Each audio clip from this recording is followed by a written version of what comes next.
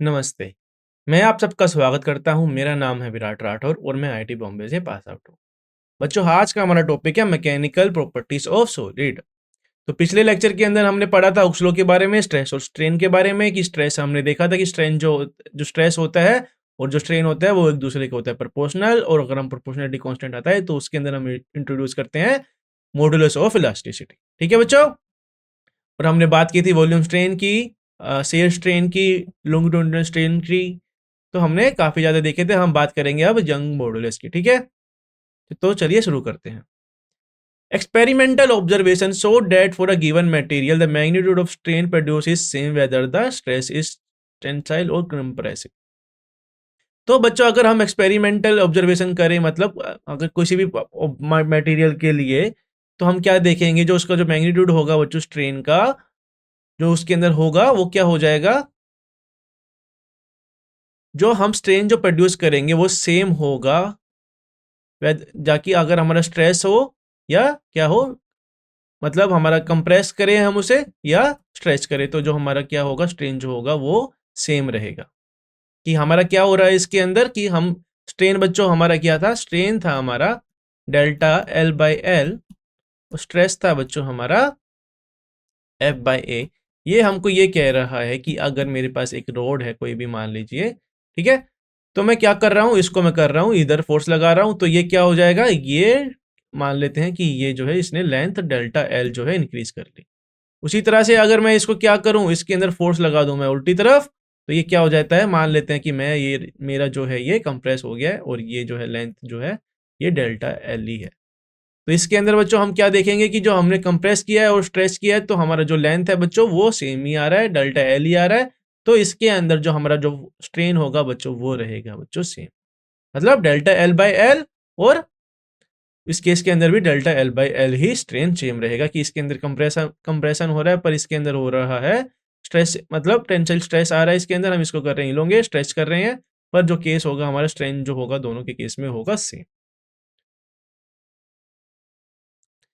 ठीक है बच्चों, द रेशो ऑफ टेंसाइल और कंप्रेसिव स्ट्रेस, ठीक है बच्चों, स्ट्रेस को हम डिनोट करते हैं सिग्मा से, टू द लॉन्गिट्यूडनल स्ट्रेन उसको हम करते हैं बच्चों एप्सिलॉन नॉट से करते हैं, उसको डिफाइन करते हैं। ठीक है, और जो बच्चों रेशो होगा बच्चों स्ट्रेस और स्ट्रेन का, उसको हम डिफाइन करते हैं यंग मॉडुलस से। ठीक है, मतलब उसको हम डिफाइन करते हैं बच्चों कैपिटल वाई से। तो मैं कैपिटल वाई को मैं लिख सकता हूं स्ट्रेस अपॉन स्ट्रेन। ठीक है बच्चों, तो ये हमेशा याद रखना। ठीक है बच्चों, ये काफी ज्यादा इंपॉर्टेंट रिलेशन है हमारे पास यंग मॉडुलस और स्ट्रेस और स्ट्रेन के बीच में, जिसको मैं अगर मैं इसमें डिनोट करूं तो मैं इस तरह से भी मैं इसको लिख सकता हूं, सिग्मा डिवाइड बाई एप्सिलॉन। ठीक है, तो ये सबसे ज्यादा इंपॉर्टेंट है इस टॉपिक का, कि यंग मॉडुलस होता है हमारा स्ट्रेस अपॉन में स्ट्रेन। और इसके अंदर हम क्या करेंगे, कि क्या करेंगे, अगर मैं तुमको बताऊं बच्चों, कि हमने देखा कि यंग मॉडुलस हमने जो लिखा है कैपिटल वाई, वो है हमारा स्ट्रेस अपॉन स्ट्रेन। और हमें क्या पता है बच्चों, हमें पता है कि जो स्ट्रेस होता है मेरा,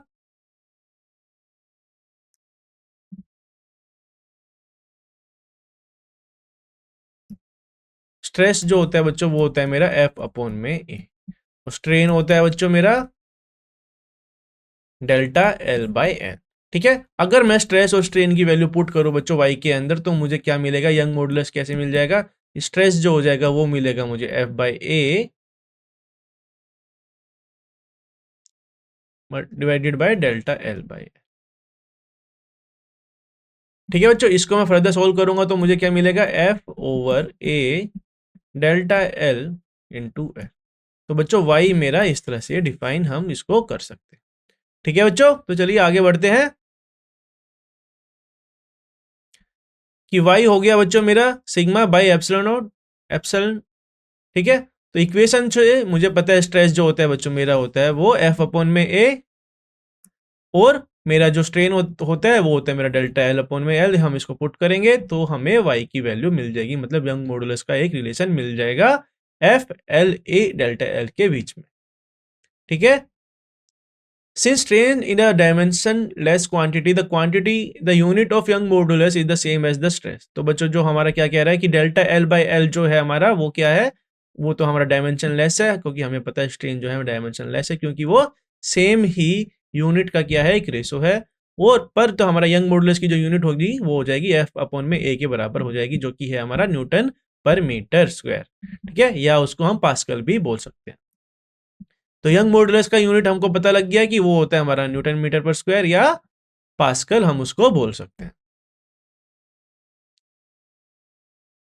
this give the value of Young moduli and yield strength. तो बच्चों ये हमको क्या दे देगा, y हमको क्या दे देगा, हमको जैसे कि हम लगाएंगे f अपॉन ए डेल्टा एल इंटू एल। तो अगर मैंने क्या किया, मैंने एक्सपेरिमेंट किया किसी पे भी कि मैंने फोर्स लगाया और देखा, उसके ऑब्जर्वेशन को देखा कि मान लीजिए कि मैंने एक स्टील रोड ली कि उस पर, ठीक है, या कोई आयरन रोड ली, ठीक है, तो और मुझे लेंथ पता है बच्चों, लेंथ मान लेते हैं कि 1 मीटर है। एरिया भी मुझे पता है कि एरिया मान लेते हैं कि आर मान लेते हैं 1, एरिया को हम मान लेते हैं, एरिया को मान लेते हैं बच्चों हम 5 मान लेते हैं। ठीक है, तो मुझे क्या पता है कि अगर मैं फोर्स लगाऊंगा यहां से, तो मैं देखूंगा, ऑब्जर्व करूंगा कि मेरा जो फोर्स लगाया मैंने इतना और कितना हमारा इलोंगेट हो रहा है, और एरिया हमको पता है, एल भी हमको पता है। तो मेरा जो यंग मॉडुलस की जो वैल्यू आएगी, जो यील्ड स्ट्रेंथ की जो वैल्यू आएगी इसके लिए, जिस मटेरियल की हम निकाल रहे हैं, तो ये हमें यहां से मिल जाएगा। ठीक है, और अगर मुझे ये मिल गया बच्चों, तो मैं क्या करूंगा, फिर मैं क्या कर सकता हूं यहां से, तो मैं देख सकता हूं कि इस पे कितनी फोर्स लगाने से ये कितना क्या करेगा, इलोंगेट होगा, और हमको क्या मिलेगा, हमको एक सेफ्टी मेजर मिल जाएगा। ठीक है, तो from the data it is notice that from for metals young moduli are large, therefore this material require a large force to produce small change in length. To increase the length of a thin steel wire, 0.1 centimeter second square cross sectional area of 0.1 centimeter, force of 2000 Newton is required.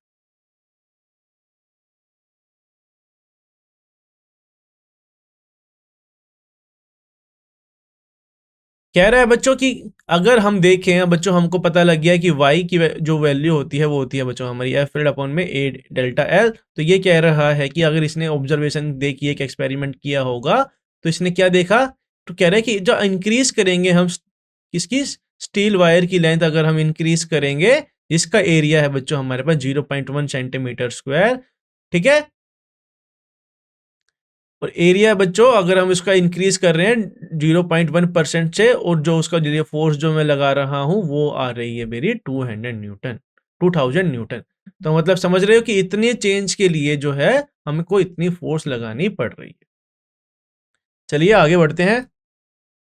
The force required to produce the same strain in the aluminium brass and copper wire having the same cross section area. अगर बच्चों हम देखेंगे कि brass का, copper का, तो उसके अंदर क्या होगा, उनकी जो मॉडुलस ऑफ इलास्टिसिटी होती है वो अलग अलग होती है, और जो हमारा फोर्स आएगा बच्चों किसी पर्टिकुलर लेंथ को इंक्रीज करने के लिए वो वेरी करेगा। ठीक है, तो हम क्या देख रहे हैं कि हम देख रहे हैं कि कॉपर के केस के अंदर हमको ज्यादा फोर्स लगाने की जरूरत पड़ रही है, ब्रास के केस में हमको कॉपर के कंपैरिजन कम लगानी पड़ रही है, और एल्यूमिनियम के केस में हमको और कम लगानी पड़ रही है। तो ये क्यों हो रहा है बच्चों, क्योंकि जो प्रॉपर्टीज है बच्चों मटेरियल की, डिफॉर्मेशन की, इलोंगेशन की, वो वेरी करती है, किसके ऊपर डिपेंड करती है, उसके इलास्टिक मॉडुलाई पर वो डिपेंड करती है। इसका मतलब क्या हुआ, steel is more elastic than copper. कह रहे कि जो स्टील है हमारी काफी ज्यादा इलास्टिक है कॉपर से, क्योंकि इलास्टिक का मतलब बच्चों होता है कि जो उसकी जो प्रॉपर्टी जो होती है रिगेन करने की, उसके नेचुरल लेंथ को रिगेन करने की। जैसे कि हमारा क्या होता है, स्टील जो होता है वो जल्दी रिगेन कर लेता है उसकी प्रॉपर्टी, जैसे ही तुम उसके अंदर फोर्स लगाओगे कॉपर के कंपेरिजन में। ठीक है बच्चों,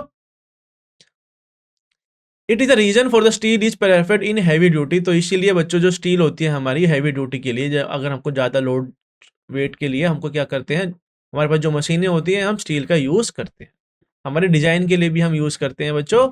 ठीक है, wood bone concrete and glass have rather small Young moduli. और जो बच्चों वुड है, बोन है, कॉन्क्रीट है, ग्लास है बच्चों, उसका जो होता है यंग मॉडुलाई क्या होता है, वो स्टील के कंपैरिजन में कम होता है। ठीक है, चलिए आगे बढ़ते हैं। Shear modulus. The ratio of shearing stress to the corresponding shearing strain is called the shear modulus of the material and is represented by G. ठीक है बच्चों, शेयर मॉडुलस क्या होता है बच्चों, हमारा रेशो होता है बच्चों शेयरिंग स्ट्रेस का और उसके शेयरिंग स्ट्रेन का एक ये क्या होता है, रेशो होता है, जिसको हम रिप्रेजेंट करते हैं, जैसे को हम रिप्रेजेंट करते हैं बच्चों जी से। जैसे कि हम वाई को डिफाइन करते हैं, हम यहाँ पे डिफाइन कर रहे हैं बच्चों शेयर मॉडुलस को। तो शेयरिंग मॉडुलस बच्चों हो जाएगा मेरा sharing stress sigma S divided by sharing strain. तो बच्चों शेयरिंग स्ट्रेस को हम लिखते हैं बच्चों एफ अपॉन में ए, और डेल्टा एक्स बाई एल हम लिखेंगे शेयरिंग स्ट्रेन को। तो यहां से मेरी ये वैल्यू आ जाएगी F L divided by A delta x. ठीक है बच्चों, तो इस तरह से मैं जी को डिफाइन कर सकता हूं। तो बच्चों अगर मुझे क्या पता है कि बच्चों delta A by delta x by L जो होता है बच्चों मेरा, वो क्या होता है, वो होता है मेरा थीटा। तो मैं जी को लिख सकता हूं एफ अपॉन में ए डिवाइडेड बाय थीटा। तो यहां से मैं क्या लिख सकता हूं, थीटा शेयरिंग स्ट्रेस और मॉडुलस और शेयर मॉडुलस के बीच में मैं निकाल सकता हूं बच्चों रिलेशन, जो कि हो जाएगा मेरा sigma S equal to G into theta. ठीक है बच्चों, तो इस तरह से हम इसको डिफाइन करते हैं, काफी आसान है ये। तो चलिए आगे बढ़ते हैं। तो उसी तरह से बच्चों जो हमारी जो यंग मॉडुलस की जो यूनिट थी बच्चों, जो हमारी जो शेयर की जो स्ट्रेस की जो यूनिट थी, जो डायमेंशन थी, वो सेम होगी हमारी इलास्टिक मॉडुलाई की केस के अंदर, शेयर मॉडुलस के केस के अंदर, जो कि थी हमारी न्यूटन पर मीटर स्क्वायर या पास्कल भी हम उसको कह सकते हैं। It can seen the share modulus of rigidity is generally less than the young modulus. कह रहे जो बच्चों शेयर मॉडुलस होता है, जिसको हम बोलते हैं मॉडुलस ऑफ रिजिडिटी, ये जनरली जो होता है यंग मॉडुलस से कम होता है। और ये अप्रोक्सीमेटली कितना होता है बच्चों, 3 गुना क्या होता है, ये कम होता है। जी की वैल्यू जो होती है वो 1/3 ऑफ यंग मॉडुलस होती है। ठीक है, shear modulus of some common material. तो बच्चों ये शेयर मॉडुलस है कुछ कॉमन मटेरियल का, जैसे कि एल्युमिनियम के केस के अंदर तुम देखोगे कि जी जो है हमारा वो है 25 गीगा पास्कल, ये हमको दे रखा है। ठीक है, ब्रास दे रखा है हमको 36, कॉपर दे रखा है हमको 42, ग्लास दे रखा है हमको 23। तो इसके अंदर तुम क्या देखोगे बच्चों कि हमारा जो टंगस्टन है और जो स्टील है, उनकी जो शेयर मॉडुलस है वो काफी ज्यादा हैवी है। इसके कंपैरिजन में, वुड के कंपैरिजन में, लेड के कंपैरिजन में। ठीक है बच्चों, चलिए आगे बढ़ते हैं, देखते हैं एक एग्जांपल। कह रहे कि a square lead slab of side 50 centimeter and thickness 10 centimeter is subjected to the shearing force। कह रहे एक स्क्वायर लेड स्लैब है हमारे पास, मान लेते हैं इस तरह से कोई हमारे पास है स्लैब। ठीक है, और ये कह रहा है कि मान लीजिए कि ये है बच्चों मेरा 10 सेंटीमीटर, ये मेरा 50 सेंटीमीटर। ठीक है, और इसने क्या किया, शेयरिंग फोर्स दिया। शेयरिंग फोर्स दिया बच्चों मतलब टेंजेंशियली इसको फोर्स दिया नैरो फेस पे, और हमको दिया गया बच्चों 9 × 10⁴ जो है इसने ये फोर्स दिया। लोअर एज ही रिवर्टेड टू द फ्लोर, जो लोअर एज है बच्चों वो फ्लोर पे है। तो क्या होगा बच्चों, जो हमारा अपर एज जो होगा वो कितना डिस्प्लेस हो जाएगा, कि कैसे ये इतना मान लेते हैं कि ये इतना जो है डिस्प्लेस हो गया। तो ये हमसे पूछा गया है कि ये लेंथ जो होगी कितनी होगी। ठीक है बच्चों, तो देखते हैं ये लेंथ कितनी होगी, देखते हैं इसका solution. A lead slab is fix, कह रहे कि लेड स्लैब जो हमने फिक्स की है, जो फोर्स जो हम अप्लाई करेंगे पैरेलल करेंगे किसके, नैरो फेस के, उसके ऊपर वाले पार्ट के, मतलब जो ये हमारा है। तो मैं फोर्स लगाऊंगा बच्चों इधर इस तरह। ठीक है, the area of a face parallel to which the force is applied. तो बच्चों अगर मैं एरिया निकालूंगा तो वो कितना हो जाएगा 50 × 10 सेंटीमीटर, और सेंटीमीटर को मैं कन्वर्ट करूंगा मीटर के अंदर। तो ये हो जाएगा मेरा बच्चों 0.5 मीटर इंटू 0.1 मीटर। तो मेरा एरिया आ जाएगा बच्चों 0.05 मीटर स्क्वायर। ठीक है, चलिए आगे बढ़ते हैं। तो बच्चों एरिया तो हमने निकाल लिया। अब एरिया निकालने के बाद जो स्ट्रेस होगा बच्चों हमारा, वो क्या होता है बच्चों, स्ट्रेस होता है मेरा फोर्स अपॉन में एरिया। तो फोर्स हमने कितना लगाया था, फोर्स हमने को गिवन है वो है हमको 9.4 × 10⁴ न्यूटन। ठीक है, इसको एरिया से डिवाइड करेंगे तो हमारा आ जाएगा बच्चों स्ट्रेस। तो ये आ रहा है कुछ इस तरह से, जो कि है 1.80 × 10⁶ न्यूटन पर मीटर स्क्वायर। ठीक है, तो हमको पता है बच्चों जो हमारा शेयरिंग स्ट्रेन होता है वो होता है delta x divided by L. ठीक है बच्चों, तो हमारा शेयरिंग स्ट्रेन है हमारा डेल्टा एक्स बाय एल, जिसको मैं लिख सकता हूं स्ट्रेस अपॉन जी, कैपिटल जी, जो कि मेरा एक शेयर मॉडुलस। तो बच्चों मेरा डेल्टा एक्स क्या हो जाएगा, डेल्टा एक्स हमको निकालने के लिए बोला कि कितना हमारा जो है स्लैब जो है डिस्प्लेस हुआ है। तो हमको निकाला था स्ट्रेस, हमको पता है एल और हमको पता है बच्चों जी, जी हमको दिया गया है।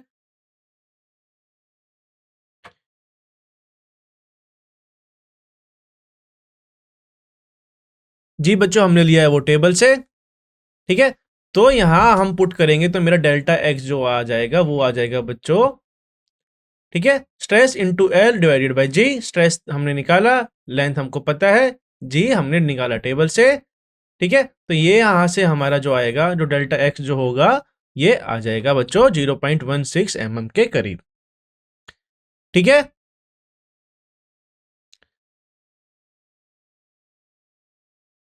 देखिए बच्चों यहां पर देख सकते हैं हम लेड के केस के अंदर हमको बोला गया कि 5.6 जो है वो जी की वैल्यू हमको दी गई है बच्चों, ठीक है। तो यहां से हमने जी की वैल्यू ली है, तो हमने निकाल दिया कि कितना जो हमारा डिस्प्लेसमेंट कितना होगा डेल्टा एक्स के अंदर। चलिए आगे बढ़ते हैं।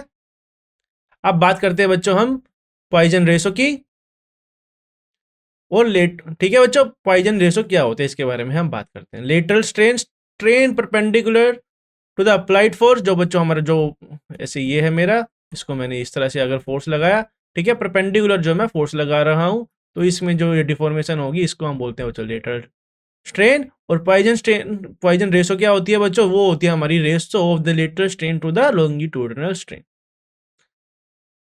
ठीक है बच्चों। तो ये क्या कह रहा है कि लेटरल स्ट्रेन क्या होती है, कि अगर मान लीजिए बच्चों हमारा क्या होता है कि ये है मेरे पास एक क्या है, रोड है, ठीक है बच्चों। तो मैं क्या कर रहा हूं, यहां से मैं अगर इसको इलोंगेट कर रहा हूं तो ये मेरा बढ़ जाएगा इतना, ठीक है।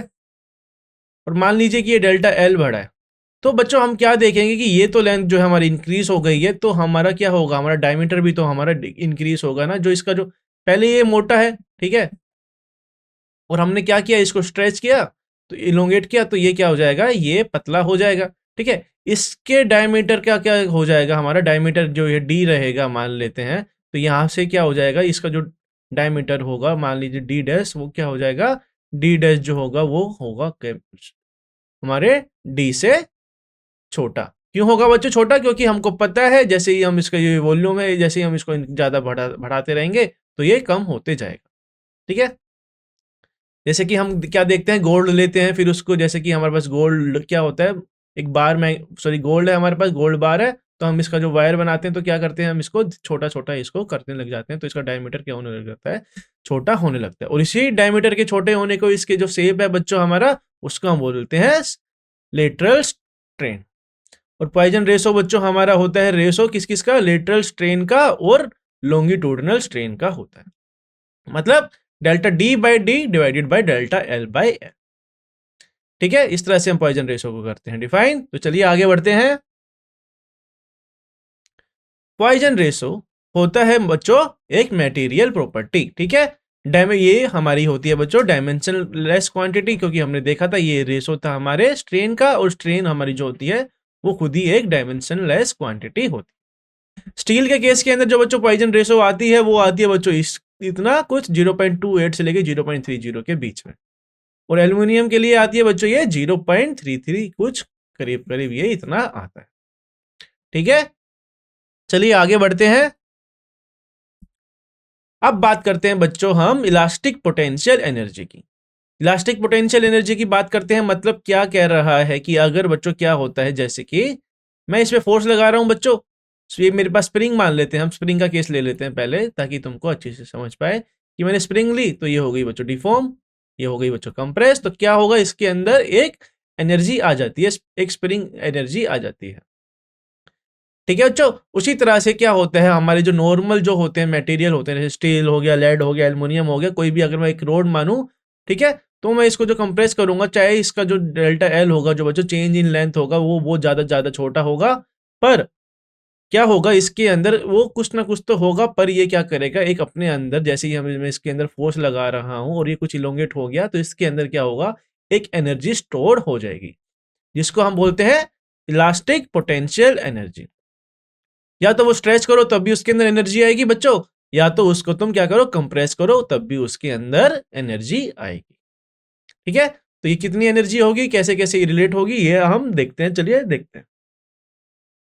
When a wire is put under tensile stress, कह रहा है कि अगर एक वायर को हमने क्या किया, टेंसाइल स्ट्रेस के अंदर पुट किया, मतलब उसको इलोंगेट किया, तो वर्क क्या हो रहा है उसके अंदर, वर्क हो रहा है किसके अगेंस्ट बच्चे, उनके इंटर एटॉमिक फोर्सेस के बीच में, जो उनके अंदर मोलिक्यूल्स है बच्चों, जो इंटर एटॉमिक, वो क्या वर्क कर रहे हैं, उनके अगेंस्ट वो हो रहा है, क्योंकि जो इंटर एटॉमिक फोर्स जो है उनके बीच में, जैसे ये दो पार्टिकल है रोड के केस के अंदर मान ले, तो ये दूसरे को फोर्स लगाएंगे और ये नहीं चाहेंगे कि एक दूसरे से ये अलग हो, ठीक है। तो ये जो वर्क होगा बच्चों, इनको, ये हमारा चेंज होता है इलास्टिक पोटेंशियल एनर्जी में, ये चेंज हो जाता है। The work is stored in the wire in the form of elastic potential energy, ठीक है, कि जैसे हम उसको इलोंगेट करेंगे या स्ट्रेच करेंगे, जो वर्क हो जाएगा हमारा, वो पोटेंशियल एनर्जी के अंदर स्टोर हो जाएगा। When a wire of length, original length L and a cross section and an area of a cross section A is subjected to deforming force F along the length of the wire, let the length of the wire be elongated by L। कह रहे कि एक हमारे पास एक original length है L की, जिसके पास एक area of cross section A, deform कर रहे हैं हम उसको कर रहे हैं डिफॉर्म, कोई क्या लगा के फोर्स कैपिटल F, कैसे, along the length of wire. तो हमने क्या नोटिस किया कि उसके अंदर जो हो रहा है, इलोंगेट हो रहा है, वो हो रहा है बच्चों एल के साइज से, वो इलोंगेट हो रहा है। तो मैं क्या लिख सकता हूं, मैं लिख सकता हूं, हमको पता है कि बच्चों क्या होता है, फोर्स जो होता है हमारा, मतलब यहां से हमने क्या किया, वाई जो होता है बच्चों मेरा, वो होता है F upon A delta L by L. तो यहां से मैं क्या निकाल सकता हूं, एफ को मैं बोल सकता हूं कि वो हो जाएगा बच्चों मेरा वाई ए डेल्टा एल, डेल्टा एल था बच्चों मेरा स्मॉल एल, और एल था बच्चों मेरा कैपिटल। और यहां पर बच्चों वाई है मेरा यंग मॉडुलस ऑफ इलास्टिसिटी, ये हमने पहले देखा था, ठीक है। तो इस तरह से मैं फोर्स निकाल सकता हूं। Now for further elongation of infinite, मतलब काफी छोटे के लिए बच्चों, इनफाइनाइट स्मॉल लेंथ डीएल के लिए अगर मैं फोर्स निकालूं बच्चों, जो वर्क डन निकालूं, तो वो क्या हो जाएगा, ये है बच्चों मेरा फोर्स, ठीक है, जो कि लग रहा है, और मैं मान रहा हूं कि अगर मैंने इसको वो काफी ज्यादा छोटे से साइज से, मतलब इसको मैंने कर दिया, क्या कर दिया मैंने, इसको कर दिया इलोंगेट, ठीक है, मान लेते हैं कि वो है डीएल। तो बच्चों क्या हो जाएगा, हमारा फोर्स जो हो जाएगा, वो तो हमने निकाला यहां से, स्ट्रेस और स्ट्रेन के रिलेशन से हमने निकाला, यंग मॉडुलस के रिलेशन से। तो मेरा ये जो फोर्स होगा, इसको मैं मल्टीप्लाई कर दूंगा डीएल से, तो मेरा वर्क डन आ जाएगा उस डीएल के लिए, ठीक है बच्चों। और मुझे अगर पूरा ही निकालना है तो मैं यहां से भी निकाल सकता हूं।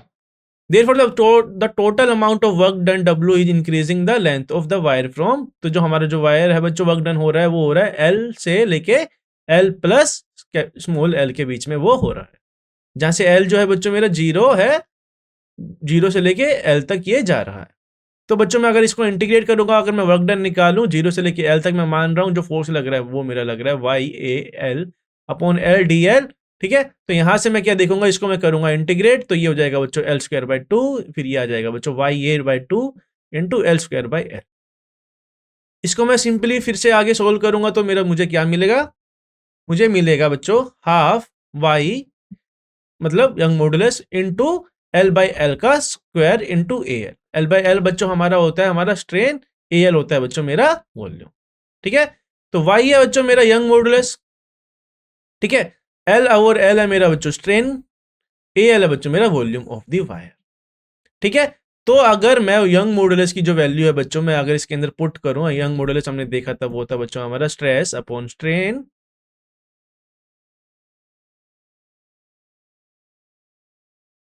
ठीक है। तो मैं यहां पे पुट करूंगा स्ट्रेस अपॉन में स्ट्रेन, तो बच्चों स्ट्रेन से कैंसिल हो जाएगा स्क्वायर, ठीक है।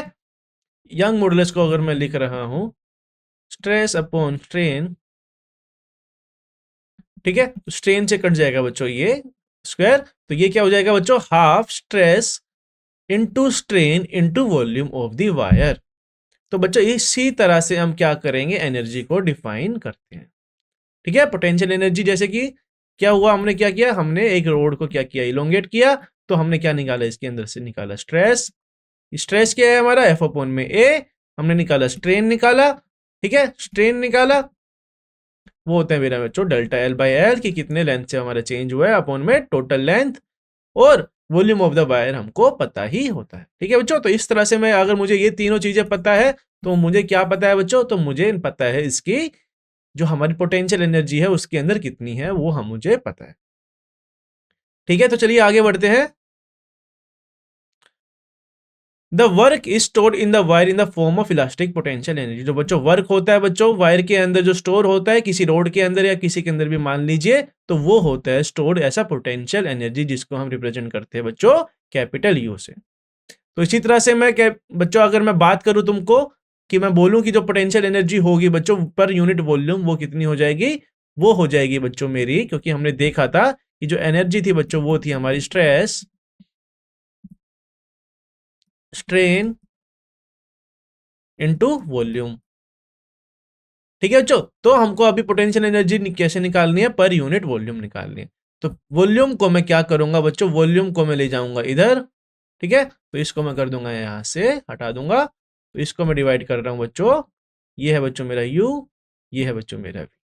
ठीक है, तो ये हो गया मेरा potential energy per unit volume. तो अब मैं इसको लिख सकता हूं half into stress into strain. मतलब स्ट्रेस को मैं कैसे डिफाइन करता हूं, मैं डिफाइन करता हूं उसको सिग्मा से, और स्ट्रेन को मैं डिफाइन करता हूं बच्चों एप्सिलॉन से। ठीक है, चलिए आगे बढ़ते हैं। ये होता है बच्चों हमारा रिलेशन। अगर हमको से पूछा गया जाए कि हमारा जो एनर्जी है बच्चों इलास्टिक पोटेंशियल एनर्जी वो कितनी है, तो इस तरह से हम इसको करते हैं डिफाइन। ठीक है, तो चलिए बढ़ते हैं आगे। अब बात करते हैं बच्चों हम एप्लीकेशन ऑफ इलास्टिक बिहेवियर की, मतलब कैसे कैसे जो है हमारी इलास्टिक बिहेवियर जो मटेरियल के जो होते हैं बच्चों हमारी एप्लीकेशन, हम कैसे कैसे उसको यूज कर सकते हैं। The elastic behaviour of material play a crucial role in various aspect of a daily everyday life, particularly in engineering design and structure engineering. तो बच्चों जैसे कि इंजीनियरिंग के अंदर हमको क्या करना होता है, काफ़ी बड़े बड़े ब्रिजेस बनाने होते हैं, पुल बनाने होते हैं, जैसे मेट्रो बनानी होती है, काफ़ी हैवी मशीनरी बनानी होती है, तो हम क्या यूज़ करते हैं, हमको अगर मुझे वो चीज़ें पता है, मुझे जैसे क्रेन है हमारे पास, तो अगर मुझे पता है जैसे ब्रिज बनाने के लिए क्या होता है, तो अगर तुमने ये रोड ली बच्चों, ठीक है, काफ़ी हैवी रोड है, मान लीजिए ये ब्रिज है मेरे पास, तो ये क्या होता है, हमको देखा होगा कि ये इस तरह से सपोर्ट होता है। ठीक है बच्चों, तो ये मेरा ब्रिज है, तो हमको इसकी प्रॉपर्टी के बारे में पता होना चाहिए कि हम कौन सा मटेरियल यूज कर रहे हैं, कि इसकी इलास्टिक प्रॉपर्टी कैसी है, इसकी डिफॉर्मेशन कैसी है, और इसकी लाइफ पीरियड कैसी है। ठीक है बच्चों, तो इस तरह से ये काफी ज्यादा हमारे लिए जो है हमारी लाइफ के अंदर, डेली लाइफ के अंदर काफी ज्यादा इंपॉर्टेंट रोल प्ले करता है। Precise knowledge of elastic property of material is essential in designing bridges, building cranes and other structure।